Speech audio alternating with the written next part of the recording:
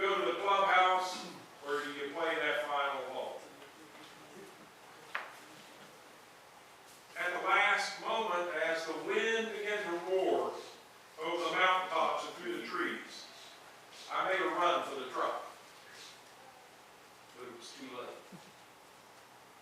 A gale force wind hit, and I was blasted by bits of sand, twigs, pebbles, and pine needles. Felt like I was getting sandblasted, is what it felt like. I made it to the truck just as the rain hit. And in the next 10 minutes, I witnessed one of the most ferocious storms of my life. The truck parked beside the road rocked back and forth from the buffeting of the wind. The rain came in sheets. You couldn't see anything, along with the small hail that accompanied it. And as quickly as the storm came, it was gone. The wind moving on to I know not where. I was just glad that it wasn't where I was at. And the evidence of the wind was everywhere, with leaves stripped from the trees, twigs and limbs littering the road, and even up one uprooted tree along the riverbank where I'd been fishing. I couldn't see the wind, but I could sure hear and see its effects. For our brothers and sisters in the Midwest, the severe storm season is rapidly approaching. As warm, moist air from the Gulf moves up and collides with the cooler Canadian air, sparking massive thunderstorms and tornado outbreaks. I remember last spring and summer, when tornado after tornado outbreak slammed into the midsection of the country. Many of you maybe remember the scenes on television of the tornado that hit Moore, Oklahoma. And I was just absolutely amazed at the elementary school there and the total devastation of that school. The walls all collapsed in and not a single child lost their life. You know, I was thinking about this past Monday after reading the gospel lesson, when an old country western song came to mind. It was sung by Porter Wagner. I'm sure he's a country music legend, a Country Music Hall of Fame member. I'm sure he's probably sung up at the Wheeling Jamboree on numerous times. But I was thinking of a song that Porter Wagner sang, and it tells the story of a Midwest family caught in the grips of a big wind. And as this family scrambles for shelter. I want to invite you to experience that video clip this morning. Very short. I think it's 38 seconds. It's not the whole song, just part of it. Would you turn the lights off? Julie, would you run the clip, please?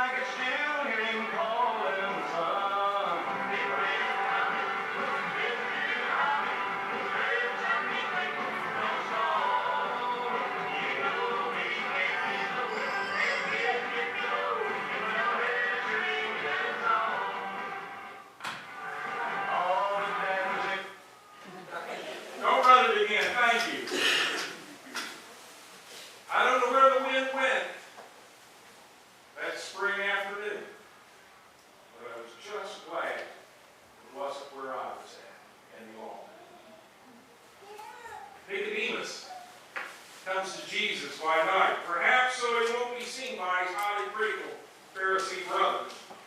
Perhaps so it's also a state of intellectual or emotional obscurity. Cautious, concrete, literal-minded, entrenched in his beliefs and practices. Nicodemus is genuinely curious and humble in the light of the signs that Jesus has been performing.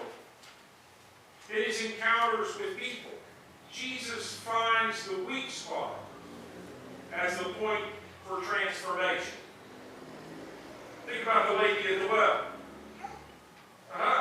You've had 5 husbands, and the one you're living with now isn't your husband. He finds the weak spot, the point for transformation. For Nicodemus, it is his knowledge. Nicodemus asked, how can?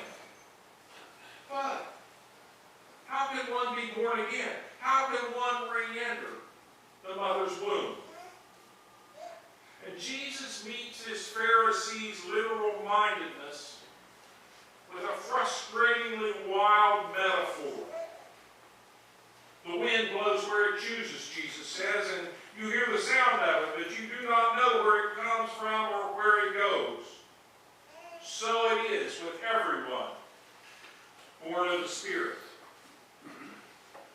You know, I kind of love Nicodemus. I don't just kind of, I do. Because of I love him because of my own intellectual struggles to know the unknown.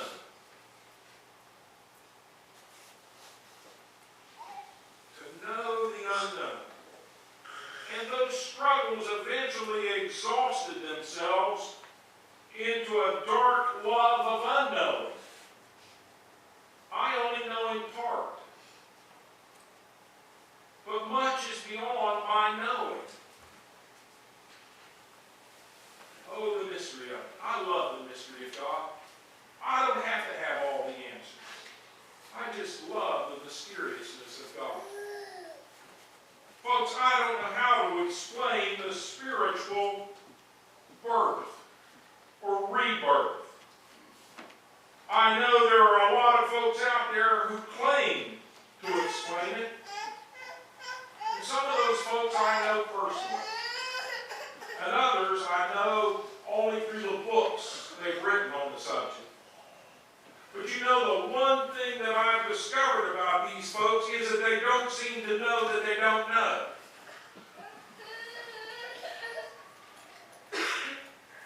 I know one individual. I know more than one individual, but I know one individual personally who claims that if you can't recite the year, the month, the day, the hour, and the minute that you were born anew or born again, then you haven't been born again.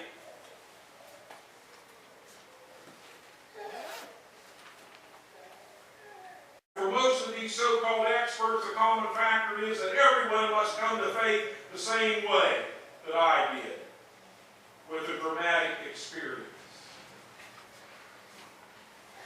I had a person young in the faith, not young in years, but young in the faith, come to me one day so terribly upset and so unsure of whether she had been born anew or not. All because she had lunch with a friend who told her if she hadn't had the same experience she had had, and she hadn't been born anew, and she was still lost in her sin, and she still needed salvation. And this woman came to me so upset. She was in tears. And a thought came to me. Jesus said something to this effect, and I'm paraphrasing. Woe to you who caused one of these little ones of mine to stumble. It would be better if you had a millstone tied around your neck and you were tossed in the sea.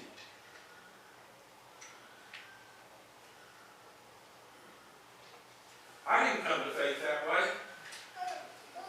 So I guess according to them, I haven't been born again.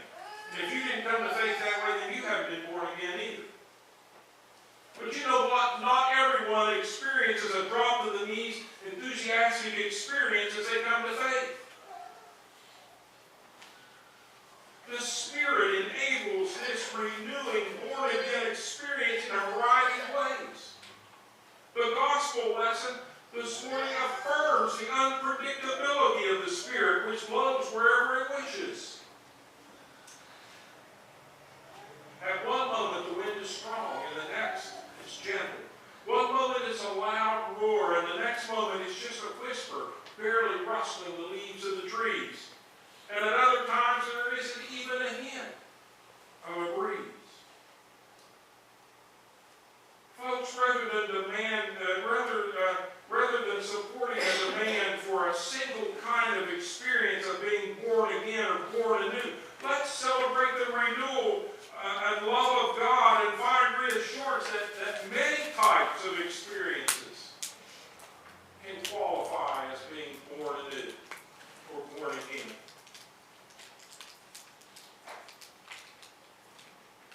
That early summer afternoon, the big wind rushed in on me. I knew not where it came from, just back over the mountains somewhere. And where it was going, I had no idea. Just over the mountains, that way, somewhere. But you know what? The evidence of it was all around me. All around me. You and I, may not be able to see the Spirit, but we can tell when the Spirit is moving in the lives and the hearts of God's people, both individually and corporately. Lives are changed. Congregations are changed. And the faith is lived out. Big winds are coming, folks. Listen to the hum. Hurry up, son, be quick, don't stall.